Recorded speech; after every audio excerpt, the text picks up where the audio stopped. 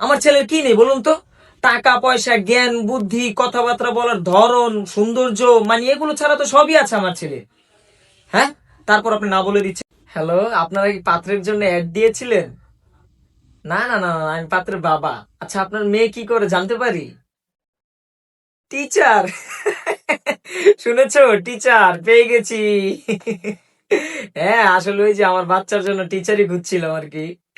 আসলে আমরাও চেয়েছিলাম আমাদের বৌমা টিচার হোক, তাহলে আবার একেবারে পারফেক্ট ম্যাচিং হয়ে যাবে। না না না না, আমার ছেলে টিচার না, ও স্টুডেন্ট। ও একটা না কলেজে 7-8 বছর ফেল করছে, তো তাই আমরা চেয়েছিলাম এমন কেউ আসুক যে ওকে পাশ করিয়ে দিতে পারবে। হ্যাঁ, কার ছেলে? কার পোলা? ধুর, আপনি শুধু গালাগালি করছেন। আর আমি আপনার সাথে মজা করছিলাম। সম্বন্ধটা মাত্র একটু শুরু হলো তো, এই কারণে আর কি। না না, ওইরকম কেউ হয় নাকি যে বৌমা আমাদের ছেলেকে পড়াবে? এটা কি হয় নাকি? এটা তো একটু মজা করেছি আর কি। না না না না, তবে ওইটা সত্যি, ওই যে 7-8 বছর ফেল করেছে ওইটা আবার সত্যি। তবে এখন কিন্তু আমার ছেলে অনেক গ্রো করেছে, যে পাশেই তো আছে, খুব গ্রো করেছে এখন আমার ছেলে। মানে ওর যে একটা অদম্য জেদ, ওর যে একটা ইচ্ছা, মানে ও যেটা স্থির করে করবে সেটা করবে, কেউ আটকাতে পারবে না। ও স্থির করলো পড়বে না, বাস পড়ালেখা ছেড়ে দিল। না না না, কারো বাবা পারেনি আটকাতে। না, আমার বাবা পারেনি। এখন কিন্তু আমার ছেলে খুব দারুণ হয়েছে, মানে নিজে নিজে একটা বিজনেস করছে। আমার ছেলে আবার টাকা নেওয়া নেওয়াতেই বিশ্বাসী।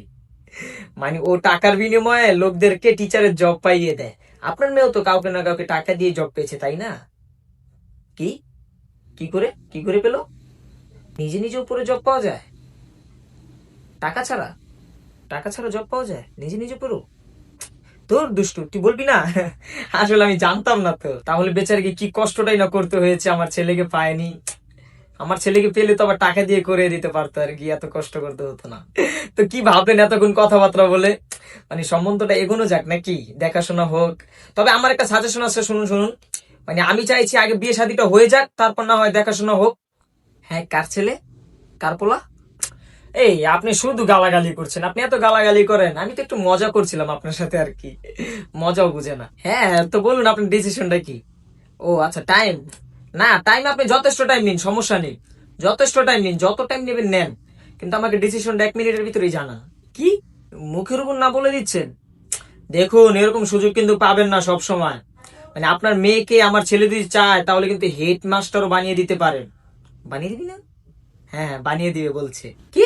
মুখের উপর আবার না বলে দিচ্ছেন? এই, আমার ছেলের কি নেই বলুন তো? টাকা পয়সা, জ্ঞান, বুদ্ধি, কথাবার্তা বলার ধরন, সৌন্দর্য, মানে এগুলো ছাড়া তো সবই আছে আমার ছেলে। হ্যাঁ, তারপর আপনি না বলে দিচ্ছেন। শুনুন, আমার ছেলেকে কিন্তু এখানে সবাই অনেক সম্মান দেয়। মানে কি করে বুঝলাম বলুন তো? মানে সবাই তো ভালো ভালো নাম বলার আগে দা ইউজ করে, যেমন দা সচিন টেন্ডুলকার, দা অমিতাভ বচ্চন। আমার ছেলেকে কি বলে জানেন? দা লাল। কি? ওটা দালাল?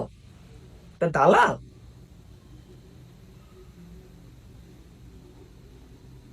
এই, ওকে ধর ধর ধর ধর।